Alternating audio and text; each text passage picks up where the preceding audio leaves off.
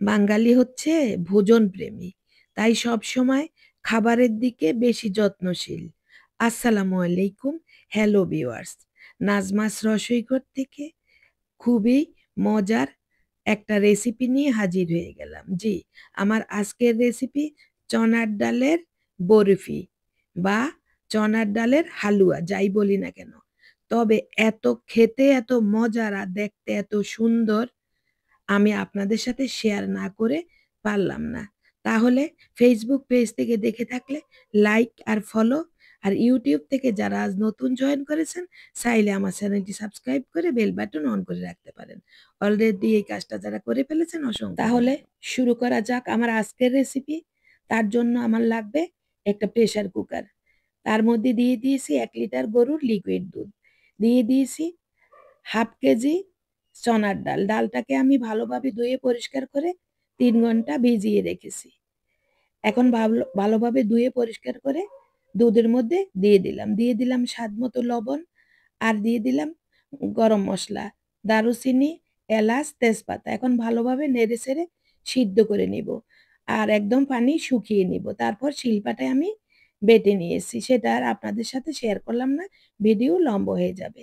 আমি সেটাকে ফ্রিজে তুলে রেখেছি দিনের বেলায়। এখন রাত রেসিপি ফাইনালি শেষ করব। তার জন্য আমি চুলায় একটা ফ্রাই প্যান বসিয়ে দিয়ে দিয়েছি হাফ কাপ রান্নার তেল, আর দিয়ে দিলাম হাফ কাপের মতো ঘি। অবশ্যই ঘি দিতে চেষ্টা করবেন, সম্পূর্ণটা যদি ঘি দেন তাহলে তো আরো ভালো, গ্রান অনেক বেশি হবে, খেতে অনেক মজার হবে।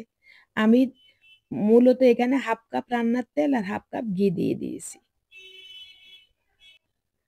ও আচ্ছা, আমি যখন ডালটা বেটেছি তখন আস্ত গরম মশলাগুলোকে তুলে ফেলে দিয়েছি। এখন ঘি আর গরম তেলের মধ্যে দিয়ে দিলাম কয়েক টুকরা দারুচিনি। এখন কিছুক্ষণ ভেজে নিব, সুন্দর একটা স্মেল বের হবে। চুলা কিন্তু মিডিয়াম হাইয়ে রেখেছি। ভাজা যখন হয়ে যাবে তখন আমি দিয়ে দিব বেটে রাখা সেই ডাল। সবগুলো আমি দিয়ে দিলাম। এখানে আমার হাফ কেজি চনার ডাল আছে। সবগুলো আমি ঘি আর তেলের মিশ্রণে দিয়ে দিব। প্রিয় ভিউয়ার্স, আমার রেসিপি যদি আপনাদের ভালো লাগে আর আমার চ্যানেলে যদি আমার হাতের এই মজার মজার রেসিপিগুলো পেতে চান, তাহলে অবশ্যই একটা লাইক দিয়ে সম্পূর্ণ ভিডিওটা কন্টিনিউ করতে হবে। অবশ্যই লক্ষ্য করেছেন আমায় কিভাবে নেড়েচেড়ে দিচ্ছি। আরও আচ্ছা, আমি ডালটা বেটে কিন্তু ডিপ ফ্রিজে রেখে দিয়েছি, কারণ ডাল এমন এক জিনিস বেশিক্ষণ বাইরে থাকলে সেটা নষ্ট হয়ে যায়, আর সাথে তো দুধ আছে। আমি প্রায় 3 থেকে 4 মিনিট অনবরত নেড়ে নিয়েছি। যখন ভালোভাবে গায়ের পানিটা শুকিয়ে গিয়েছে, এখন দিয়ে দিলাম আমি 300 গ্রাম চিনি দিয়ে দিলাম। আর এই নাস্তাটা বেশি কড়া মিষ্টিও হবে না, আবার একেবারে কম মিষ্টিও হবে না। বরফি সবসময় একটু ভালো মিষ্টিই দিতে হয়। এখন চিনি দেওয়ার পর ভালোভাবে নেড়ে নিব। তবে চিনি দেওয়ার পর আবার কিন্তু আমার ডালটা নরম হয়ে যাবে। ভয় পাওয়ার কিছু নাই। নাড়তে, নাড়তে চুলায় আবারও শুকিয়ে যাবে। এই যে দেখছেন, আমি চিনি দেওয়ার পর ভালোভাবে নেড়ে মিশিয়ে দিচ্ছি। আর এই বরফি তৈরি করতে একটু নাড়ানাড়ির কাজটা বেশি করতে হয়। তবে মজা করে কিছু খেতে হলে অবশ্যই তো একটু কষ্ট করতে হবে, ঠিক না? আমি ১ কাপ দিয়েছি চিনি, এখন দিয়ে দিলাম হাফ কাপ চিনি। আপনারা যেভাবেই দেন দিতে পারেন। এখন আমি দিয়ে দিব সামান্য ফুড কালার। আমি এখানে অরেঞ্জ ফুড কালারটা দিয়েছি। আপনারা চাইলে স্কিপ করতে পারেন। ফুড কালারটা দেওয়াতে একটু সুন্দর একটা কালার আসবে, দেখতে সুন্দর লাগবে। ফুড কালার দিয়ে ভালোভাবে নেড়ে মিশিয়ে দিব।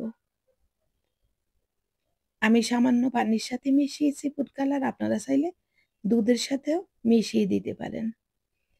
আর চাইলে এখানে আপনারা কনডেন্স মিল্কও এড করতে পারেন।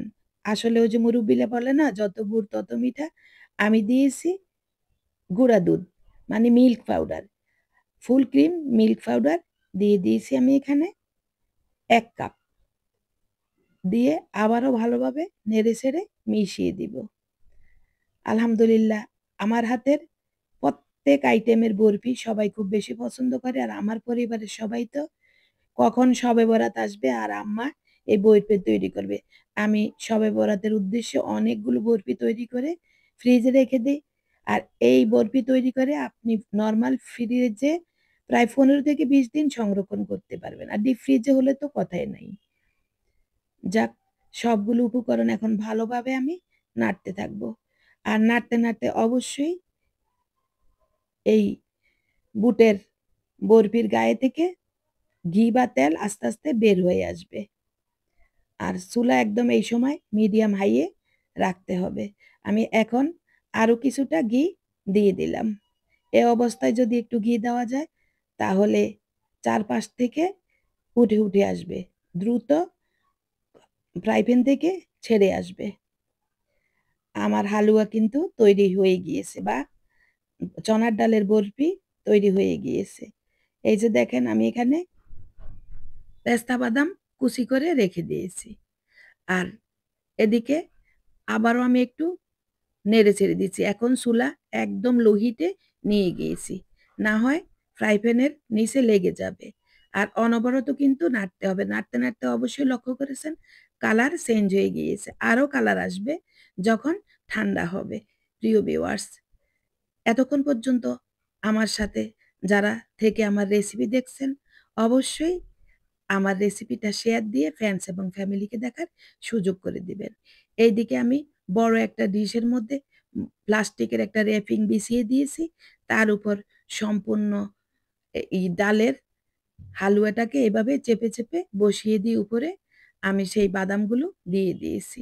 আর গরম অবস্থায় চেপে, চেপে বাদামগুলো দিয়ে দিলে আর কাটলেই সেটা পড়বে না। যখন খাবেন তখনও এটা পড়বে না।